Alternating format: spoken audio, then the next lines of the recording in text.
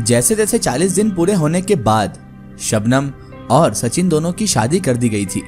रात के 2 बजे थे कि जाने कहां से एक औरत के चीखने की आवाज सुनी गई। बड़ा दर्द था उस चीख में। इसके बाद सिसकियों की आवाज आने लगी। यह चीख सुनकर आसपास के सभी लोग दहल उठे थे। प्रातः होने पर जब सचिन को जगाने की कोशिश की गई तो वह मुर्दा पड़ा हुआ पाया गया। डॉक्टरों ने देखकर परखकर हार्ट अटैक से मौत होना बताया, लेकिन सचिन की मां ने कहा कि यह हार्ट अटैक नहीं है बल्कि राजकुमारी की आत्मा का कहर है। बिलखते हुए उसने सबके सामने कहा, राजकुमारी की मौत होने के अगले दिन से ही एक काले रंग की बिल्ली उनके घर में रहने लगी थी। उस बिल्ली को देखकर माँ बड़ी डर उठती थी। उसने कई बार बेटे को समझाना भी चाहा था कि वह अपना फैसला बदल दे और शबनम से शादी ना करे, लेकिन वह नहीं माना और जिसका डर था वही होकर रहा। हैरत वाली बात यह कि सचिन के मरने के बाद वह बिल्ली कभी नहीं दिखी। उधर इस मामले से शबनम के खानदान की बड़ी बदनामी हुई। अपने भाई के साथ वह मोहल्ला छोड़कर शबनम धान मंडी इलाके में आ गई। उसका भाई एक ठीक सी नौकरी भी करता था। वह ना तो कोई रईस था और ना किसी प्रकार से गरीब था। शबनम के भाई ने 1 बरस बाद उसकी शादी अपने गहरे दोस्त से कर दी थी। धान मंडी आबादी अभी बसनी ही शुरू हुई थी, जहां घने जंगल भी थे और कम आबादी भी थी। शबनम के भाई के 2 बेटे भी हो गए थे। उस दिन चांद की 27वीं तारीख थी, तब शबनम का निकाह हुआ था। शबनम की विदाई हो चुकी थी। घर के लोग व मेहमान अभी से सो भी नहीं पाए थे कि अचानक कहीं से किसी औरत की दर्द भरी चीख और फिर सिसकियां आने लगी। एक काली बिल्ली खिड़की के शीशे पर पंजे मारते दिखाई दी। चंद लम्हों के लिए बुलंद हुई वह चीख और सिसकी अचानक से बंद हो गई। अगली सुबह घर में हाहाकार मच गया था। शबनम के भाई का बड़ा बेटा चारपाई पर मरा पड़ा था। शबनम भी अपनी शादी का साल पूरा होते होते एक बच्चे की मां बन गई थी। धीरे धीरे वह बच्चा 1 साल का हो गया। बच्चे की सालगिरह पर नाते रिश्तेदार भी आए हुए थे। आज चांद की 27वीं तारीख थी। हंसी खुशी के माहौल में सब सो गए। आधी रात के समय अचानक सबकी नींद खुल गई। जंगल की तरफ से आई जानी पहचानी चीख से सब लोग जाग उठे। डर से मानो सबकी सांसें रुक गई थी। शबनम की सास ने अपने पोते को गोद में समेट लिया। सबकी नींद उड़ चुकी थी। सुबह तक सब जागते रहे, लेकिन घर में तब रोना पीटना शुरू हो गया जब शबनम के भाई का बेटा मरा हुआ मिला। शबनम के भाई के दोनों बच्चे 2 साल में अल्लाह को प्यारे हो गए थे, जिनकी माँ यह सदमा सहन नहीं कर पाई थी और उसकी तबीयत खराब रहने लगी थी। उसका दिमागी संतुलन भी खराब हो चुका था। बड़े से बड़े डॉक्टरों को दिखाकर उसका इलाज कराया गया, लेकिन कोई फायदा नहीं हुआ। पीर, बाबा जने कितने आलिमों को दिखाया गया, उनकी हाजिरी भी लगाई गई। उन सब ने बताया कि वह जल्द ही ठीक हो जाएगी और उसे बच्चा भी होगा तथा बड़ी उम्र भी पाएगा।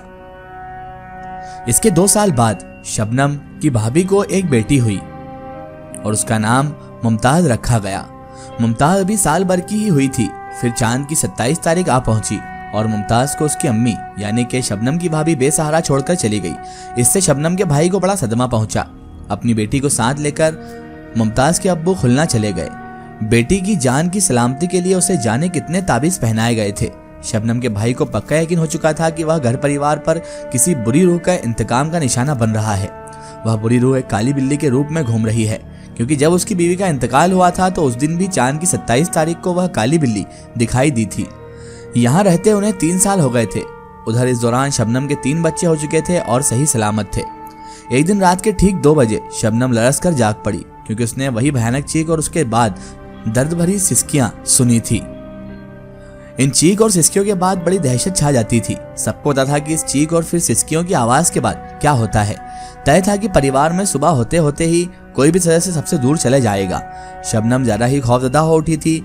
अपने 3 बच्चों को उसने पहलू में दुबका लिया था। रात भर जागकर वह नमाज में झुकी रही।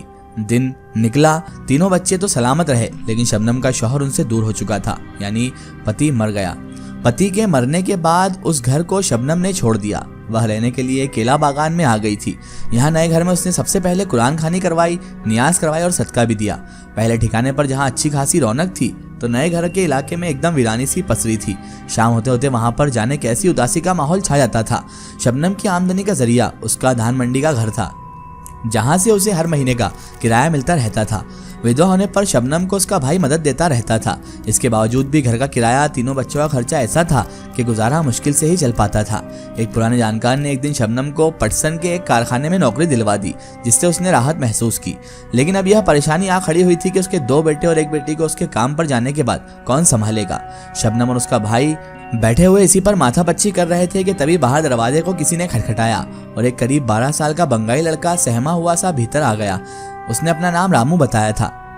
शबनम को उससे मिलकर बड़ी तसल्ली सी हुई। सामने आते ही रामू की आंखों में आंसू भर आए। बड़ी उम्मीद लेकर आपके पास आया हूँ। इस जहान में मेरा कोई नहीं है। जाने कितने दरों पर दस्तक दी, लेकिन कोई आसरा देने को तैयार नहीं है। ना पेट भरने को दाना है, ना सोने को ठिकाना है। बस सर छुपाने को जगह दे दें और 2 जून का खाना दे दें, मतलब 2 वक्त का खाना दे दें। मुझे अपनी पनाह में ले लें। इस एहसान के बदले आपके घर का काम, सब बच्चों की देखभाल का काम करता रहूंगा। मेरी उम्मीद ना तोड़ना आप। खुदा के लिए मुझे जगह दे दें। जिस परेशानी से उस समय शबनम जूझ रही थी, रामू के रूप में अल्लाह ने उसे उसका समाधान भेज दिया था। उसके मन में कुछ पलों के लिए एक अलग सा एहसास भी जागा था, लेकिन उस एहसास को शबनम ने महज वहम मानकर उड़ा दिया। बस 2 दिन में ही रामू सबका चहेता बन गया था। घर की देखभाल और बच्चों का ख्याल वह मेहनत से करने लगा। शबनम बेफिक्र काम पर जाने लगी, लेकिन न जाने क्या बात थी कि रामू महीने की आखिरी तारीखों में परेशान सा दिखने लगता था। बाहर भीतर वह चकराता रहता था। शबनम ने एक दिन इस बारे में उससे पूछ भी लिया था कि आखिर बात क्या है, तो कहने लगा कुछ नहीं, बस अंधेरे से डरता हूँ। अंधेरी रात बड़ी डरावनी होती है ना। साधारण अंदाज में रामू ने जवाब दिया। अंधेरी भरी एक ऐसी ही रात में रामू को शबनम ने सामान लेने बाजार भेजा था। शाम से ही खामोशी पसरी थी। वैसे भी शबनम घर में अकेली थी। काफी देर हो गई थी और रामू वापस नहीं आया था। शबनम के शौहर का इंतकाल हुए 3 बरस जा चुके थे। उस दिन जैसा खौफ फैला था, करीब करीब आज भी कुछ बिल्कुल वैसा ही माहौल था। अकेले में शबनम का जी डरता था। पेड़ का अगर कोई पत्ता भी खड़खड़ कर देता तो उसकी जान पर बन आती थी। वह डर से दहल रही थी। रामू घर में होता तो ढांढस रहता था। आधी से ज्यादा रात बीत गई थी और रामू का सुनगुमान भी नहीं था। आखिर उसने दरवाजा बंद कर लिया और बच्चों के साथ लेट गई। बांग्लादेश तथा पूर्वी पाकिस्तान में थोड़ी थोड़ी दूरी पर बड़े बड़े पेड़ और खेत दिखे जाते हैं।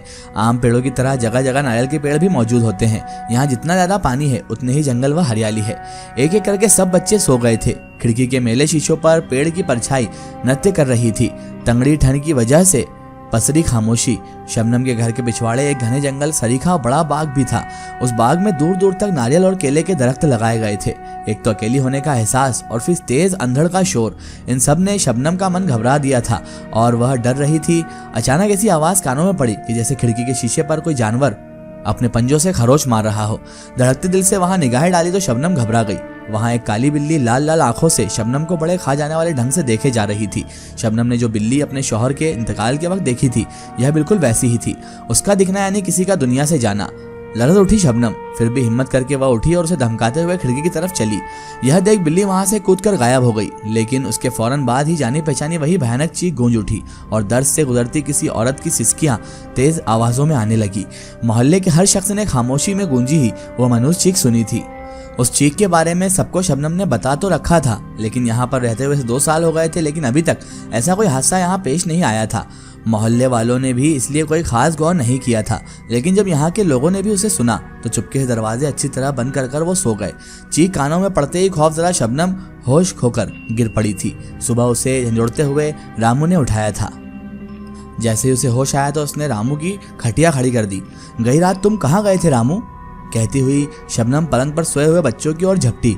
घबराई शबनम ने अपनी बेटी सोहा को झंझोड़ते हुए आवाज देकर जगाया। सोहा, सोहा। गहरी नींद में गाफिल सोहा आंखें मलती हुई जागकर बैठ गई।